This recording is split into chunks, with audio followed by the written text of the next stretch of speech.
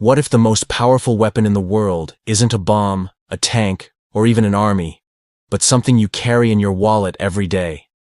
Imagine a tool so potent it can topple economies, sway governments, and shape the course of history without ever making a sound. That tool is the United States dollar. How did a piece of paper, backed by nothing but trust, become the backbone of global power?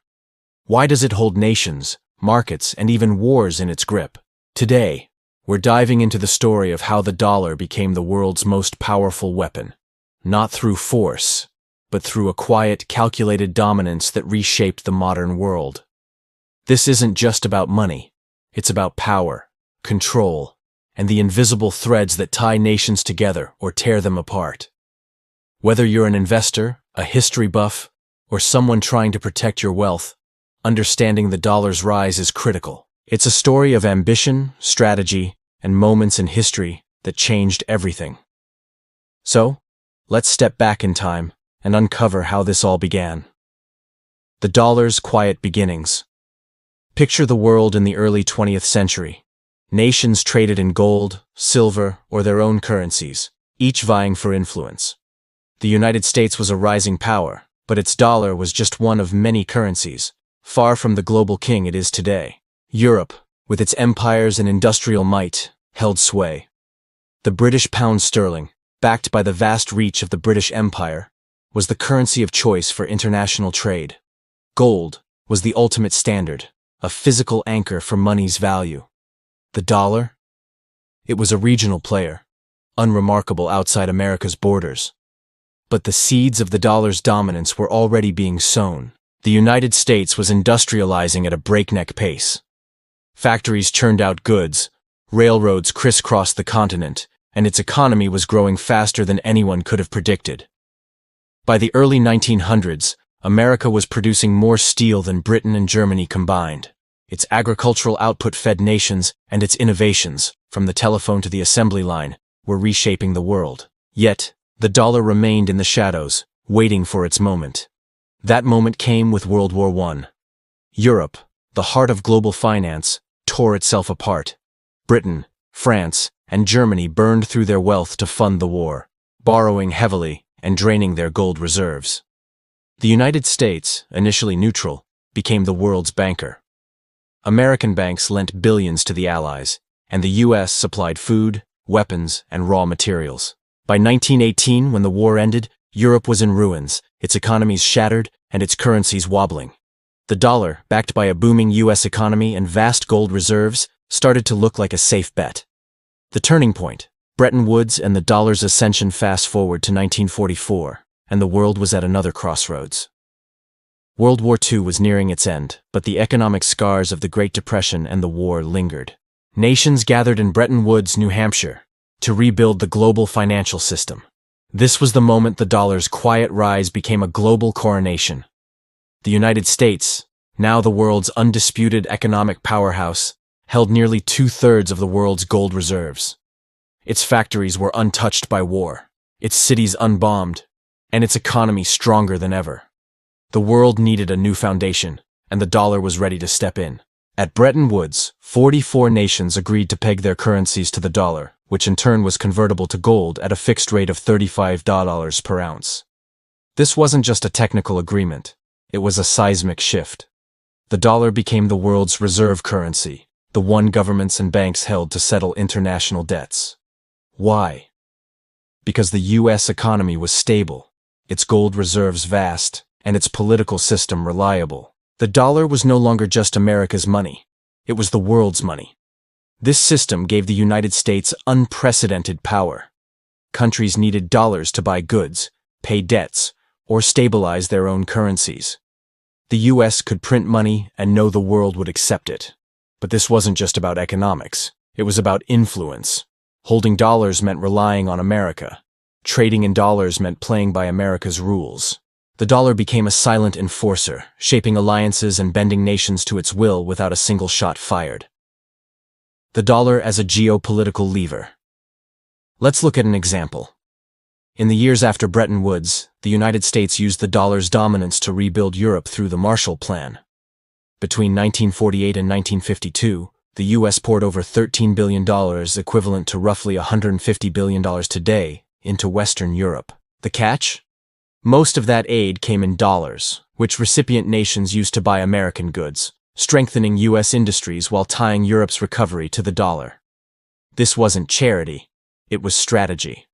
The US cemented its influence over Western Europe, countering Soviet expansion and ensuring the dollar remained central to global trade. But the dollar's power wasn't just about aid. It was about control. Countries that held dollars or relied on dollar-based trade became part of an American-led system. Step out of line, and access to dollars could be restricted. This wasn't a hypothetical threat.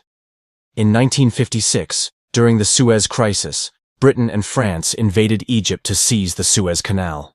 The United States, unhappy with its allies' actions, threatened to sell its holdings of British bonds, which could have crashed the pound. Britain backed down, humiliated. The dollar had spoken, and it didn't need a battlefield to win. Transition to Part 2. The dollar's rise wasn't just a fluke of history or a stroke of luck. It was built on calculated moves, economic might, and moments of crisis that the United States turned to its advantage. But the story doesn't end here. The dollar's dominance faced challenges, from the end of the gold standard to the rise of new economic powers. How did it hold its ground?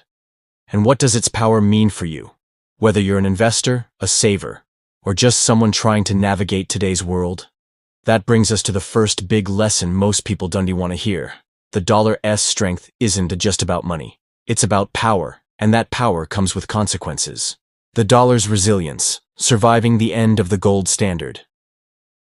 The dollar's grip on the world seemed unshakable after Bretton Woods, but by the late 1960s, cracks started to appear. The United States was spending heavily, funding the Vietnam War and ambitious domestic programs. Printing dollars to cover these costs led to inflation, and other nations began questioning the dollar's link to gold. If the US could print money at will, was it still worth $35 an ounce of gold? Countries like France, skeptical of America's spending, started demanding gold for their dollars.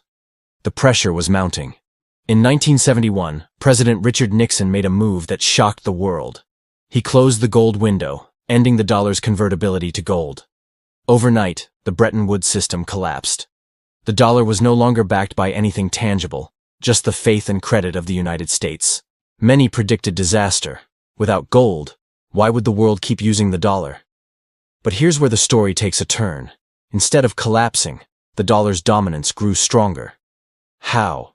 Through a mix of geopolitical maneuvering and economic necessity. The key was oil. In 1973, the United States struck a deal with Saudi Arabia, the world's largest oil producer. In exchange for military support and protection, Saudi Arabia agreed to price its oil exclusively in dollars and invest its profits in U.S. Treasury bonds. Other OPEC nations followed suit. This created the petrodollar system. Suddenly, every country needed dollars to buy oil, the lifeblood of modern economies. No dollars, no oil.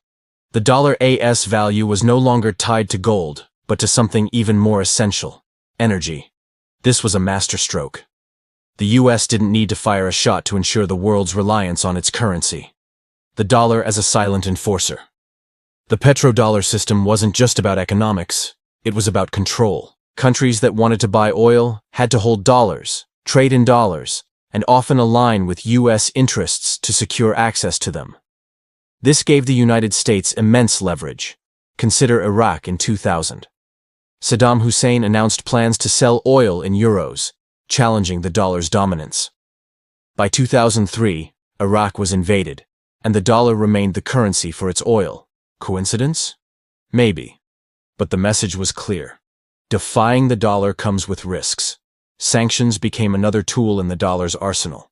Because so much global trade flows through U.S.-controlled financial systems, the United States can cut off access to dollars, effectively isolating a country from international markets. Iran felt this in 2012 when it was excluded from the SWIFT banking system, crippling its economy.